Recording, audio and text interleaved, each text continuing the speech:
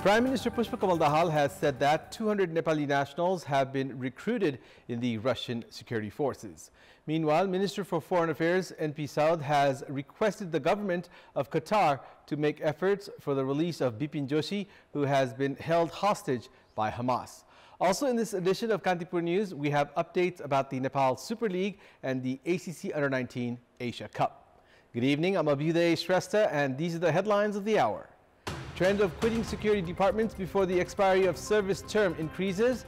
Low pay, lack of facilities and better opportunities elsewhere identified as major reasons. Dip in mercury adds more woes in the Tarai region. Government yet to make preparation to protect lives of deprived communities. Disaster Management Committee yet to initiate efforts. Government yet to take any step to remove the Nepali aviation sector from the blacklist of the European Union, remains indifferent on the formation of a separate regulating entity. And the winning run of Pokhara Thunders comes to an end at the Nepal Super League, suffer a 2-1 defeat to defending champions Kathmandu Razors. Prime Minister Pushpakamal Dahal has said that 200 Nepali nationals were recruited at the Russian military.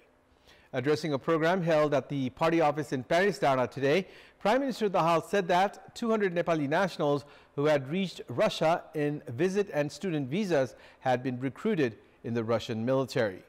Premier Dahal added that they are being searched. He added that a few Nepali nationals were being held by Ukraine, while some others were in the Ukraine security forces. Prime Minister Dahal also said that final procedures were underway for the return of Bipin Joshi, who had gone missing after the attack of Hamas on Israel. In a separate context, Prime Minister Dahal said that conspiracies were in progress to split the coalition and topple the government. However, he expressed his belief that such efforts would not make any changes. Claiming the coalition would last for the entire term, Prime Minister Dahal said that the one-year term would be assessed and added that time had come for formulation of a new strategy for the next 1 year. He also said that at a time when works related to the peace process were in the conclusion phase, the government was being attacked from different angles. He also expressed concern regarding allegations and rumors related to corruption in the case of transactions of shares of Ncell. Minister for Foreign Affairs NP Saud has requested Qatar's Prime Minister Sheikh Mohammed bin Abdul Rahman Al Thani to make efforts for the safe release of Nepali student Bipin Joshi, who has been held hostage by Hamas since 7th of October. The Nepalese embassy in Qatar informed that Minister Saud made the request to make efforts for the release of Joshi when he made a courtesy call on Qatari Prime Minister Al Thani today on the sidelines of the 21st Doha Forum. A press release issued by the embassy mentions that Minister Saud discussed on Qatar's contact with Hamas, its active mediating role on the Middle East crisis, and the deep relation between Qatar and Nepal during the meeting with Prime Minister Al Thani.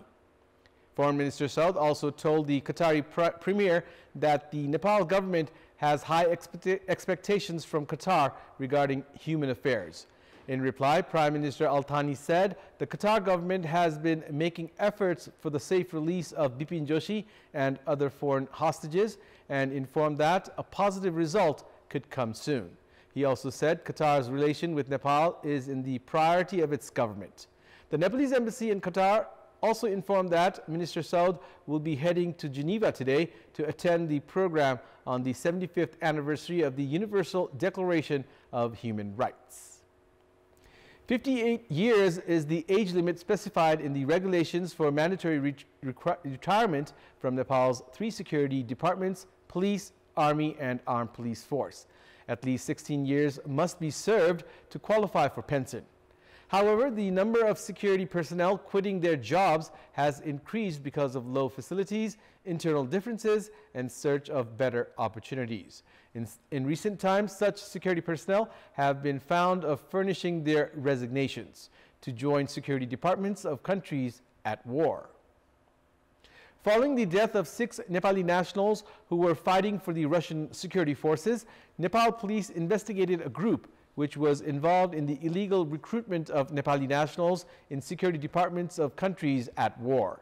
12 individuals arrested after the investigation were made public on 6th of December earlier this month. The police initiated another investigation after 2 passports from among those confiscated from the group were found to belong to police personnel deployed in the Kathmandu Valley. The police said that the 2 personnel had submitted their passports in aspiration of receiving a visa for Russia and resigning from the department after their visa was confirmed. According to the police headquarters, the number of personnel resigning from their jobs for several reasons has increased in recent time. A total of 6,983 personnel have resigned in the past 5 years. 221 have resigned in the ongoing fiscal year alone. In the armed police force, which has 37,000 security personnel, more than 1,000 have received their voluntary retirement in the past 3 years. According to Nepal Army Directorate of Public Relations and Information, 1,300 personnel have quit their jobs before serving the regulation retirement term. Most of such security personnel are found to prioritize foreign employment. In recent years, many have been joining the security forces of countries at war. It has been found that the security personnel have been quitting their jobs because of reasons including low facilities, dissatisfaction, and better opportunities elsewhere. Analysts are of the opinion that the exodus of skilled human resource was a matter of concern for the nation. It takes around 2 million rupees in investment for developing one security personnel. The government has also been spending a huge amount of fund for remunerations, trainings, and foreign visits of the security personnel. It is imperative for the security departments and the government to identify the reasons for such an exodus and find solutions to the problems. Public life is growing difficult in Jumla because of the dip in mercury. The temperature has begun dropping to negative figure from the 3rd week of November. The field office of the Department of Hydrology and Meteorology has said that the temperature of Jumla had read negative 4.7 degrees Monday night. Firewood is burned to stay warm in Jumla, which does not have access to reliable electricity. Temperature drops down to negative 7 degrees in Jumla. Water has been freezing at taps as well. Students are finding it difficult to reach their schools. The local academic institutions are shut for 2 months because of extreme cold. With the change in weather condition, Tarai districts are witnessing a dip in mercury. Those under the poverty line have begun spending their time next to burning firewood to keep themselves warm. However, stakeholder departments have not appeared serious towards protecting those under the poverty line from the cold wave and dip in mercury. The dip in mercury, coupled with fog, has begun adding further plight to the local residents in Dhanusha, Mohottari, and Sirha, among other districts of the Madhya province. Daily lives of the members of deprived communities have been severely affected because of lack of warm clothes and nutritious diet. Cold weather and waves had led to loss of human lives in the past. Disaster management committees have been set up in each district under the leadership of the chief district officers to ensure relief for public during tough times. However, the local administration has not made any preparation to protect the deprived community from cold this time. 17.27% population of Madhya province is of the Dalit community. Most of them are daily wage workers. In addition to them, the situation of those with disabilities and without support is even more severe.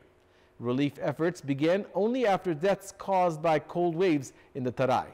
It is imperative for all 3 tiers of the government to collaborate to avoid such untoward incidents and protect the lives of those under the poverty line. Nepali Congress President Sher Bahadur Deuba has called a meeting of the Congress Central Work Audit Committee for Friday. Meanwhile, Shekhar Koirala has called a meeting of Nepali Congress members close to him for tomorrow. Koirala, who has been sharing his concerns regarding the performance of Party President Deuba, has called a meeting of officials, central members, and parliamentarians close to him. However, many Nepali Congress members considered close to Koirala have not acknowledged the meeting. Nepali Congress General Secretary Gagan Thapa has said that discussions have not been held regarding the meeting. Thapa's attendance at the meeting remains uncertain. Another General Secretary, Bishwa Prakash Sharma, has said that he could not attend the meeting of a specific faction. It has been understood that topics including the National Assembly election slated for 25th of January are to be discussed at the meeting. Meanwhile, the meeting of the Central Work Audit Committee slated for Friday is to hold talks on topics including aid for the earthquake-hit districts. Nepali Congress has said that it is to construct additional 1,000 temporary shelters in the second phase in the earthquake-hit Jajarkot and Rukum West from 12th to 22nd of December. The European Union, that has put Nepal's airline companies in its air safety blacklist since 2013, has suggested to improve Nepal's aviation sector by forming a separate regulating body. The European Union has also pointed out the need of political commitment from Nepal to be removed from its blacklist. The European Union has been raising questions on the monitoring capacity of the Civil Aviation Authority of Nepal, CAN, since the past 10 years. Nepal has not been successful in being removed from the European Union's blacklist due to CAN's failure to make improvement in monitoring. With this, Nepal's 20 helicopter and airline companies have been restricted to fly to Europe's 27 countries. An EU team had evaluated CAN, Nepal Airlines Corporation, and Sri Airlines from 11th to 15th of September earlier this year. On the basis of that evaluation, Nepal was not removed from the blacklist this time either. In the security work procedure prepared by the European Union in 2005, there is a provision of splitting CAN. The EU has said that questions have been raised on the Nepali airline companies as CAN has been operating airports as well as monitoring aircrafts. However, the Ministry of Transportation does not still seem to be prepared to form a separate monitoring body. The EU has especially raised question on the organizational structure of CAN. Experts say the European Union will remove Nepali airline companies from its blacklist if the Nepal government establishes a separate regulating entity as suggested by the EU. The EU has said that Sri Airlines has not prepared necessary flight plans and its crew have not been provided required amount of rest. Likewise, the EU has pointed out that not enough effort has been made by Nepal Airlines Corporation to make improvements on security management system, risk assessment, among other areas. The European Union's report also mentions about lack of skilled manpower to monitor pilots. Although the International Civil Aviation Organization ICAO removed Nepal from its blacklist in July 2017, the European Union has continued to put a ban on Nepal's air carriers to fly over the sky of its member nations. A total of 861 complaints have been registered at the Department of Foreign Employment in the past 7 months. According to the department, 269 complaints against organizations and 592 against individuals have been registered at the department. Based on the grievances filed at the department, middlemen have charged 232.7 million rupees from youths, promising them of taking them to foreign nations. Transactions of 32 manpower companies found involved in such cases have been put on hold. Meanwhile, 16 entities have been suspended while 2 have been entirely scrapped. It's time now for our segment Public Pulse, where you text us with your opinion. Public Pulse. But before that, let's take a look at the results from yesterday's poll. Yesterday, we had asked you, what could be the reason for the delay in the formation of laws related to federalism? 63% voted for A, centralized mindset, 26% voted for B, complications in sharing of rights, and 11% voted for C, not adequate pressure. Here's today's question. What should be done to put an end to irregularities in foreign employment? Your options are A, implement law, B, regular monitoring, and C, awareness among workers. The voting is on. Type NEWS, select your option A, B, or C, and send it to 34001 to share your opinion with us. In our Public Voice segment today, we have asked people in several provinces, what is the reason behind falling enrollment rates in higher education? Let's take a look at what they had to say.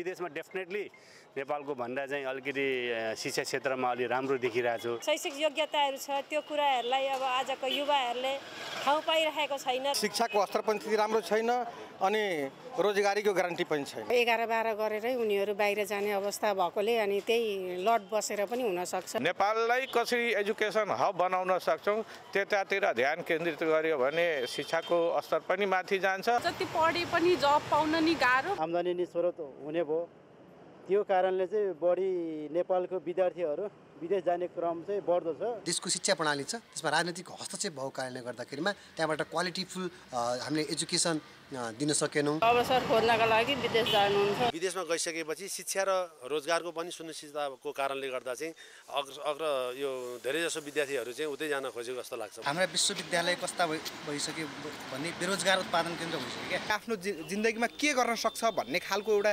शिक्षाको गुणस्तर बढाउनका लागि व्यावहारिक शिक्षा आवश्यक छ। यहाँ व्यावहारिक शिक्षा छैन। Sports News. Pokhara Thunders suffered their first defeat of the ongoing Nepal Super League season as they failed to protect their one-goal lead and lost 2-1 to defending champions Kathmandu Razors. The first half of the match played at the Dasrat Stadium had ended in a goalless stalemate. Ayush Kalan put Pokhara ahead in the 59th minute. Defending champions Kathmandu Razors then wasted an opportunity to equalize 5 minutes later. However, Junior put Kathmandu on level terms in the 83rd minute, while Sukruk scored a late winner in the additional time. With Pokhara's defeat, only Lalitpur and Dhangari remain unbeaten at the tournament. With today's win, Kathmandu have climbed to the 3rd position of the Nepal Super League standings with 8 points, while Pokhara are 4th with equal points, but on head-to-head record. Lalitpur are placed atop the table with 9 points. In tomorrow's match, Butual Lumini play Chapa.